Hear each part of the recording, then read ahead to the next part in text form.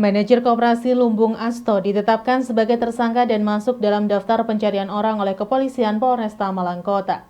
Manajer Koperasi Lumbung Asto diduga melakukan penipuan uang nasabah dengan total kerugian sebanyak 1,7 miliar rupiah. Satreskrim Polresta Malang Kota resmi merilis kasus penipuan yang diduga dilakukan oleh manajer Koperasi Lumbung Asto, Sudarsono alias Bun, warga Jalan Pahlawan Trip, Taman Ijen Klojen, Kota Malang. Manajer Koperasi Lumbung Asto juga ditetapkan sebagai tersangka dan masuk dalam daftar pencarian orang atau DPO. Diduga, manajer Koperasi Lumbung Asto telah melakukan penipuan terhadap seorang nasabah dengan total kerugian mencapai 1,7 miliar rupiah. Menurut Kasat Lantas Polresta Malang Kota bahwa sebelumnya pelaku beberapa kali dilakukan pemanggilan namun mangkir. Polisi juga telah mendatangi rumah pelaku untuk melakukan penjemputan, namun pelaku telah melarikan diri. Sehingga polisi kemudian menerbitkan daftar pencarian orang terhadap pelaku. Sementara akibat perbuatan yang dilakukan manajer Koperasi Lumbung Asto alias Bun akan dijerat pasal 378 KUHP dengan ancaman kurungan penjara di atas 5 tahun. Saat ini polisi terus melakukan upaya pengejaran terhadap pelaku. DPO atas nama Sudarsono alias Bun terkait perkara 378 penipuan. Kemudian pekerjaannya manajer pengurus Koperasi Serba Usaha Lumbung Asto. Dan alamat yang bersangkutan saat ini yang didapatkan penyidik sesuai KTP adalah Jalan Pahlawan Trip, Taman Ijen B16, C, RT 1, RW 10, Kelurahan Oro-Oro Dowo, Kecamatan Klojen, Kota Malang. Adapun ciri-ciri dari yang bersangkutan sebagai DPO adalah tingginya kurang lebih sekitar 170 cm, warna kulit putih, badan kurus, rambut hitam lurus, dan umur sekitar 57 tahun. Penipuan yang dilakukan modusnya adalah jadi yang bersangkutan atau Sudarsono itu dia sebagai manajer, tapi dalam hal ini selalu mengaku sebagai pemimpin dari koperasi tersebut. Kemudian mengiming-imingi korban dalam hal ini supaya berinvestasi di koperasi tersebut, namun uangnya masuk ke rekening tersangka tersebut dan digunakan untuk membeli aset atas nama tersangka sendiri. Berapa nominalnya, Dan? Kurang lebih sekitar 1,7 miliar. Ini dari berapa korban? Itu dari satu korban. Sebenarnya masih ada korban lain, tapi yang kita dalami yang berdasarkan sudah membuat laporan polisi baru satu itu yang kita dalami, kerugian sebesar 1,7 miliar. Simon Alfredo melaporkan. Maraknya penyakit mulut dan kuku yang menyerang ternak sapi di beberapa daerah di Indonesia membuat peternak mulai waspada. Di Kota Malang, sejumlah peternak mengantisipasi penyakit mulut dan kuku dengan rutin menyuntikkan vitamin pada sapi mereka. Antisipasi penyakit mulut dan kuku yang menyerang ternak sapi dilakukan oleh sejumlah peternak di Sanan, Kota Malang. Para peternak yang berada di lokasi penggemukan sapi Sanan ini rutin menyuntikkan vitamin pada sapi mereka. Sopyan, salah satu peternak sapi di Sanan mengatakan bahwa penyakit mulut dan kuku atau PMK sejauh ini belum ditemukan di Kota Malang. Meski demikian, dirinya dan sejumlah peternak kawasan Sanan menjaga kesehatan sapi dan mencegah penyakit mulut dan kuku dengan rutin menyuntikkan vitamin pada sapi mereka. Selain disuntik vitamin, peternak di Sanan juga menjaga pola makan ternak sapi dengan memberikan pakan berupa rumput serta ampas kedelai. Bahkan, sapi di kawasan Sanan rutin dimandikan serta kandang sapi rutin dibersihkan. Peternak sapi di Sanan juga mengaku tidak khawatir dengan adanya penyakit mulut dan kuku karena kesehatan sapi mereka terjaga dengan baik. Di Sanan ini sendiri untuk mengantisipasi penyakit itu gimana, Pak? Oh, biasanya itu disuntik vitamin sama obat cacing hati, gitu toh. Itu dilakukan berapa kali, Pak? Ya sekali, kalau sudah sembuh ya enggak, kalau 2 kali, gitu 1 bulan. Ya, Pak, selain disuntik vitamin untuk menjaga kesehatan sapi, kalau dari segi kandang sendiri, Pak? Kebersihan, terutama kebersihan, terus kayak kuku-kukunya semprot gitu, jadi bersih semua gitu. Pak, kalau penyakit mata, apakah sudah pernah ditemukan di Sanan ini sendiri, Pak? Belum pernah, gitu. Di sana belum pernah. Pak sebagai peternak merasa khawatir Kak dengan adanya penyakit ini? Ya insya Allah ya, enggak, karena dijaga gitu loh, kebersihan sama kebersihan. Simon Alfredo melaporkan. Pasca Lebaran, kunjungan wisatawan ke objek wisata Petik Apel kembali ramai setelah sempat sepi pada bulan puasa. Saat ini kunjungan mengalami peningkatan yang signifikan dan penyedia jasa wisata Petik Apel membuka beberapa kebun apel untuk dijadikan sebagai tujuan wisata Petik Apel. Beginilah yang terlihat di beberapa kawasan kebun apel di wilayah Bumi Aji, Kota Batu. Kebun apel banyak dijadikan sebagai tempat wisata petik apel karena lebih menjanjikan dibandingkan dengan hanya menjual apel ke pengepul ataupun ke pasar. Saat ini pasca Lebaran, di mana kondisi penanganan pandemi semakin membaik dan sudah tidak ada penutupan atau penyekatan jalan, sehingga banyak warga luar kota yang berkunjung ke berbagai objek wisata di Kota Batu, salah satunya wisata petik apel. Kondisi ini disambut positif penyedia jasa wisata petik apel dan juga petani apel maupun para sopir mikrolet yang ikut mendapatkan rejeki dari meningkatnya kunjungan wisatawan setelah sempat sepi pada bulan puasa. Menurut salah seorang penyedia jasa wisata petik apel menjelaskan, saat ini kunjungan wisatawan semakin meningkat. Sekalipun libur Lebaran sudah berakhir, tetapi pengunjung masih tetap ramai walaupun tidak seramai pada libur Lebaran.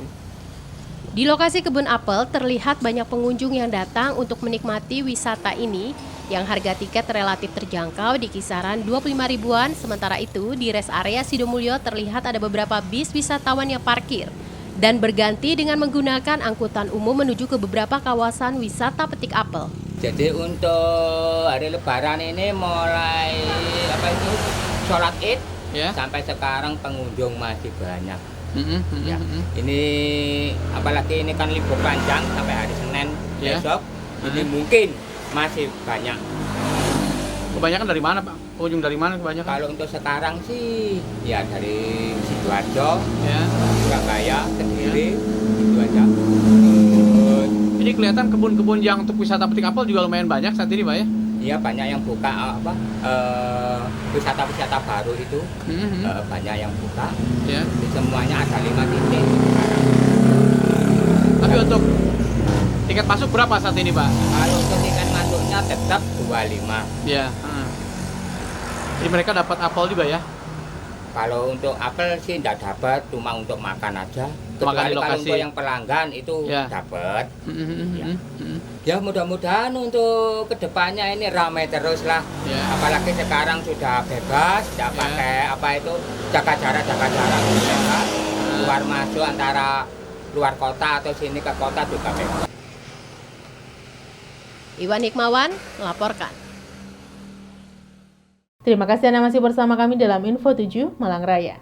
Setelah sempat turun pada bulan puasa, harga jual apel kini merangkak naik akibat terdampak cuaca sehingga berkurangnya volume dan kualitas hasil panen.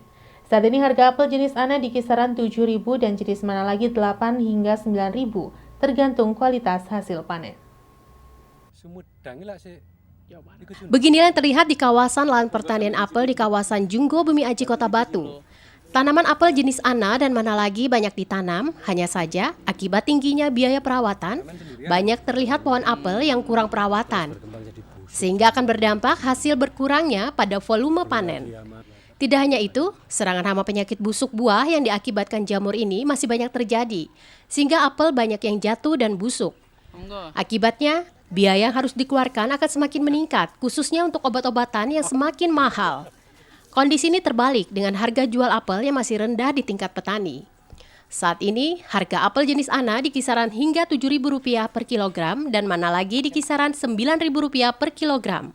Padahal, menurut petani, harga ideal apel di tingkat petani saat ini berada di kisaran 10 ribuan untuk bisa mengembalikan biaya produksi. Menurut salah seorang petani menjelaskan, akibat faktor cuaca, biaya perawatan semakin meningkat dan bunga apel sering mengalami kerontokan dan apel terserang hama penyakit sehingga berpengaruh pada volume hasil panen. Di lokasi terlihat kawasan kebun apel Junggo, petani sedang melakukan panen apel pertama pasca Lebaran yang harganya mulai merangkak naik. Stok apel siap panen masih belum banyak dan menunggu beberapa bulan lagi untuk siap panen. Para petani berharap harga apel bisa kembali naik agar para petani tetap bisa menjaga ikon Kota Batu dan lahan pertanian apel agar tidak berubah fungsi maupun berubah menjadi lahan pertanian lainnya. Kemarin Harganya fluktuatif, turun naik, banyak turunnya. banyak turunnya Iya. ya. Kemarin sebelum Lebaran gimana? Sebelum lebaran itu turun Berapa? kisaran 6.000. 6.000 ya. Ya. Tapi sekarang kelihatannya ya. Mudah-mudahan. Mudah-mudahan Iya. bisa naik. Pak, idealnya harga apel berapa sih Pak untuk ya bisa modal, bisa kembali dan sebagainya? Paling Ideal. Idealnya itu di kisaran 10.000. 10.000 berarti aman Pak ya kalau 10.000? 10.000, 11.000 itu. Aman. Melihat sekarang yang paling fatal itu ke perubahan harga obat pestisida. Iya. Berubah harga bukan naik lagi. Bukan naik, itu berubah harga Pak ya. Kelenger petani sekarang, nggak tahu ini ke depannya gimana ini. Pak, untuk pengaruh cuaca seperti apa nih Pak ke tanaman Pak? Amat sangat, Pak. Ini buktinya. Ya. Apa namanya? Udah rontok semua daunnya kena cuaca. Iwan Hikmawan melaporkan. Universitas Negeri Malang atau UM kembali menambah deretan jumlah guru besar setelah 5 guru besar baru dikukuhkan. Dengan pengukuhan 5 guru besar ini, jumlah guru besar UM menjadi 101. Dengan kegiatan ini diharapkan akan mendorong dan memotivasi para akademisi lainnya untuk menjadi guru besar. Kamis 12 Mei 2022 bertempat di Graha Cakrawala Universitas Negeri Malang. Kegiatan sidang terbuka Senat Universitas Negeri Malang dengan agenda pengukuhan 5 guru besar baru Universitas Negeri Malang. Kegiatan sidang terbuka Senat Universitas Negeri Malang dihadiri Ketua Senat UM, Profesor Dr. Haji Sukowiyono SHMH beserta jajaran Senat, Rektor UM, Profesor Dr. Ahmad Ropi Udin MPD, serta keluarga dari para guru besar yang dikukuhkan. Acara diawali dengan masuknya jajaran Senat menuju ruang pengukuhan dan dilanjutkan dengan mendengarkan lagu Indonesia dan Mars Universitas Negeri Malang, serta pembukaan rapat terbuka Senat oleh Ketua Senat. Acara dilanjutkan dengan sambutan Ketua Senat Universitas Negeri Malang, Profesor Dr. Sukowiyono SHMH. Dalam sambutannya, beliau mengucapkan selamat kepada para guru besar yang dikukuhkan dan semoga pengukuhan ini menjadi motivasi kepada para akademisi lainnya untuk menjadi guru besar. Sebelum memasuki pidato pengukuhan guru besar, terlebih dahulu dibacakan SK Mendikbud terkait pengukuhan guru besar dan dilanjutkan dengan pidato pengukuhan jabatan guru besar oleh para guru besar yang akan dikukuhkan secara bergantian. Pada kesempatan tersebut, juga dilaksanakan penyerahan naskah pidato jabatan guru besar oleh para guru besar kepada Sekretaris Senat Guru Besar dan Pengalungan Gordon. Dalam sambutannya, Rektor Universitas Negeri Malang, Profesor Dr. M. Ropi Udin MPD mengucapkan selamat kepada para guru besar yang dikukuhkan dan dengan UM menjadi perguruan tinggi negeri berbadan hukum dan UM saat ini dituntut untuk lebih produktif. Produktivitasnya mencakup banyak segi. Selain berkarya juga berkolaborasi dengan mitra perguruan tinggi di luar negeri. Acara diakhiri dengan penutupan rapat terbuka Senat dan pemberian ucapan selamat kepada para guru besar yang dikukuhkan dan keluarga oleh jajaran Senat. Alhamdulillah pagi ini kembali UM mengukuhkan 5 guru besar dari berbagai fakultas. Nah, dengan bertambahnya 5 guru besar ini, maka jumlah guru besar UM saat ini mencapai 101. Memang dari angka 101-nya cukup banyak, tetapi kalau dilihat rasio guru besar, ini memang masih harus terus ditambah, diperbaiki. Nah, harapan saya selaku rektor pada 5 guru besar yang pagi ini dikukuhkan, yang pertama tentu ini selamat dulu ya sebelum harapannya. Selamat pada 5 orang guru besar UM yang dikukuhkan pagi ini. Selanjutnya diharapkan memang para guru besar ini lebih produktif lagi setelah dikukuhkan.